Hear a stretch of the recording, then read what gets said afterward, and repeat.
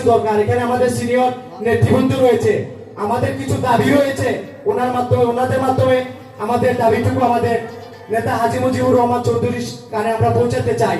আমাদের এলাকায় অনেক সমস্যা রয়েছে, যেমন একটু বন্যা যখন হয়, মেঘ বৃষ্টি হয়, রাস্তাঘাট ভরে উপরে দিয়ে পানি ছুটে বিভিন্নভাবে অনেক ক্ষয়ক্ষতি হয়, খাল খনন করতে হবে, ড্রেন সংস্কার করতে হবে।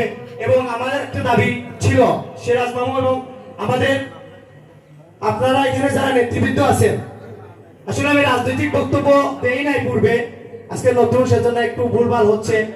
তো আমাদের সবার পক্ষ থেকে একটা দাবি, দেখুন আমাদের এলাকাটা অনেক বড়, প্রায় 20,000-এর উপরে মানুষের বসবাস, ঠিক কি না?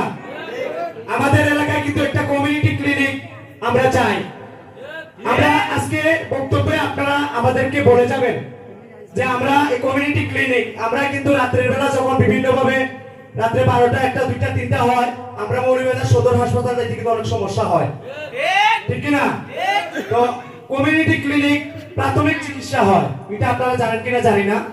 তো আমি দৃষ্টি আকর্ষণ করব এখানে আমাদের নেতৃবৃন্দ যারা আছেন এবং আমাদের যুব দলের সভাপতি রয়েছে, আমি ওনার মাধ্যমে আমাদের মৌলভীবাজার জেলা শ্রমিক দলের সাংগঠনিক সম্পাদক শামসুল চাচাকে এবং আমাদের জিসাসের নেতা আমাদের হুমায়ুন চাচাকে বলবো, দৃষ্টি আকর্ষণ করব এবং আমাদের কৃষক দলের আহ্বায়ক জসিমকে আমি আহ্বান করব যে আমাদের ওই বিষয়টা, কমিউনিটি ক্লিনিকের বিষয়টা আপনারা রাখবেন। এবং আমরা কথা দিচ্ছি, আমরা যার যার অবস্থান থেকে আমরা যদি, যেমন আমি একা মানুষ, আমার ঘরে 5টা ভোট আছে, আমি কথা দিলাম ইনশাআল্লাহ আমার ঘরের ভোটটুকু অন্তত আমি হাজী মুজিবকে দিব।